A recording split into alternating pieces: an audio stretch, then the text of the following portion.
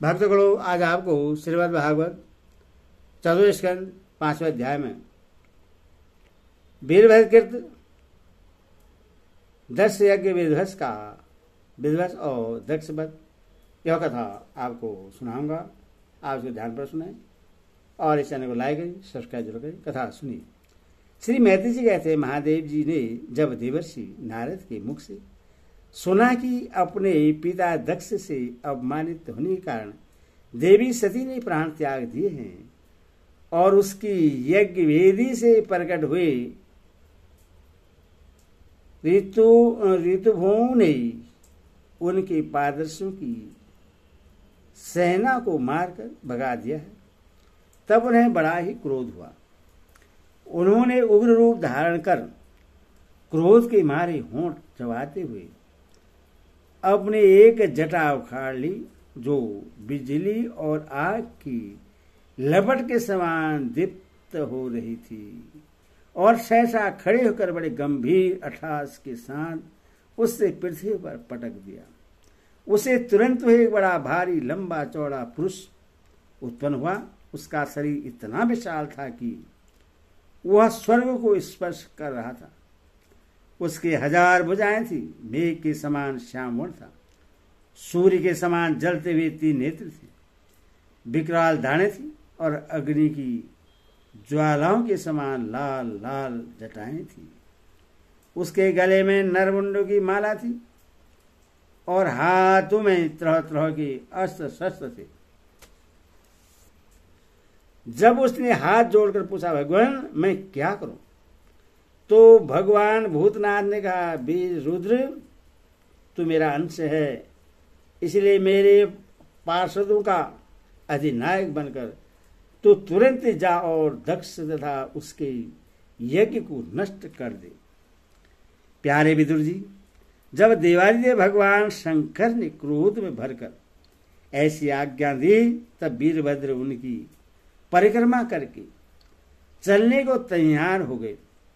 उस समय उन्हें ऐसा मालूम होने लगा कि मेरे वेग का सामना करने वाला संसार में कोई नहीं है और मैं बड़े से बड़े वीर का भी वेग सहन कर सकता हूं। वे भयंकर सिंहनाद करते हुए एक अति कराल त्रिशूल हाथ में लेकर दक्ष के यज्ञ मंडप की ओर दौड़े। उनका त्रिशूल संसार सहारक मृत्यु का भी सहार करने में समर्थ था। भगवान रुद्र के और भी बहुत से सेवक गर्जना करते हुए उनके पीछे हो लिए। उस समय वीरभद्र के पैरों से निपुरादि आभूषण झनन झनन बजते जाते थे। इधर यज्ञशाला में बैठे हुए ऋतुजु, यजमान, सदस्य और अन्य ब्राह्मण और ब्राह्मणियों ने जब उत्तर दिशा की ओर धूल उड़ती देखी, तब वे सोचने लगे, अरे यह अंधेरा सा कैसे होता आ रहा है, यह धूल कहां से आ गई। इस समय न तो आंधी ही चल रही है और न कहीं लुटेरे ही सुने जाते हैं, क्योंकि अपराधियों को कठोर दंड देने वाला राजा प्राचीन वही अभी जीवित है। अभी गौओं के आने का समय भी नहीं हुआ है, फिर यह धूल कहां से आई। क्या इसी समय संसार का प्रलय तो नहीं होने वाला है। तब दक्ष पत्नी परशुति एवं अन्य स्त्रियों ने व्याकुल होकर कहा, प्रजापति दक्ष ने अपनी सारी कन्याओं के सामने बेचारी निपराध सती का तिरस्कार किया था। मालूम होता है कि यह उसी पाप का फल है, अथवा हो न हो यह सहार मूर्ति भगवान रुद्र के अनादर के ही परिणाम है। प्रलय काल उपस्थित होने पर जिस समय ये अपने जटाजुट को बिखेर कर तथा सस्ता शस्त्रों से सुसज्जित अपनी भुजाओं को ध्वजाओं के समान फैलाकर तांडव नृत्य करती है, उस समय उनके त्रिशूल के फालों से दिग्गज बिध जाते हैं तथा उनके मेघ गर्जन के समान भयंकर अठास से दिशाएं विदीर्ण हो जाती हैं। उस समय उनका तेज ऐसा होता है वे अपनी भौवें टेढ़ी करने के कारण बड़े दुर्धर्ष जान पड़ते हैं और उनकी विकराल दाढ़ों से तारागण अस्त व्यस्त हो जाते हैं। उन क्रोध में भरे हुए भगवान शंकर को बार बार कुपित करने वाला पुरुष साक्षात विधाता ही क्यों न हो, क्या कभी उसका कल्याण हो सकता है? जो लोग महात्मा दक्ष के यज्ञ में बैठे थे वे भय के कारण एक दूसरे की ओर कातर दृष्टि से निहारते हुए ऐसी ही तरह तरह की बातें कर रहे थे कि इतने में ही आकाश और पृथ्वी में सब ओर सहस्त्र भयंकर उत्पात होने लगे। विदुर जी इसी समय दौड़कर आए हुए रुद्र सेवकों ने उस महान यज्ञ मंडप को सब ओर से घेर लिया। वे सब तरह से अस्त्र शस्त्र लिए हुए थे। उनमें कोई बौने, कोई भूरे रंग के, कोई पीले, कोई मगर के समान पेट और मुख वाले थे।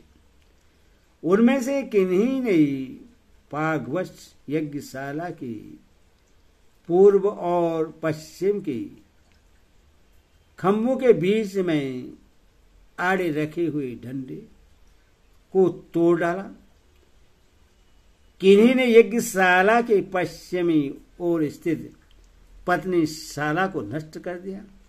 किन्हीं ने यज्ञशाला के सामने का सभा मंडप और मंडप के आगे उत्तर की ओर स्थित अग्निधरशाला को तोड़ दिया। किन्हीं ने यजमान ग्रह और पाकशाला को तहस नहस कर डाला। किन्हीं ने यज्ञ के पात्र फोड़ दिए। किन्हीं ने अग्नियों को बुझा दिया। किन्हीं ने यज्ञ कुंडों में पेशाब कर दिया और किन्हीं ने वेदी की सीमा के सूत्र को तोड़ डाला। कोई कोई मुनियों को तंग करने लगे, कोई स्त्रियों को डराने धमकाने लगे और किन्हीं ने उनके पास होकर भागते हुए देवताओं को पकड़ लिया। मणिमान ने भृगु ऋषि को बांध लिया। वीरभद्र ने प्रजापति दक्ष को कैद कर लिया और चंडीश ने पूषा को और नंदीश्वर ने भग देवता को पकड़ लिया। भगवान शंकर की पार्षदों की यह भयंकर लीला देखकर तथा उनके कण कण पत्थरों की मार से बहुत तंग आकर वहां जितने ऋतुज सदस्य और देवता लोग थे सबके सब जहां तहां भाग गए। भृगु जी हाथ में शत्रुआ लिए हवन कर रहे थे। वीरभद्र ने इनकी दाढ़ी मूछ नोच ली क्योंकि इन्होंने प्रजापतियों की सभा में मुंह से अड़ते हुए महादेव जी का उपवास किया था। उन्होंने क्रोध में भरकर भग देवता को पृथ्वी पर पटक दिया और उनकी आंखें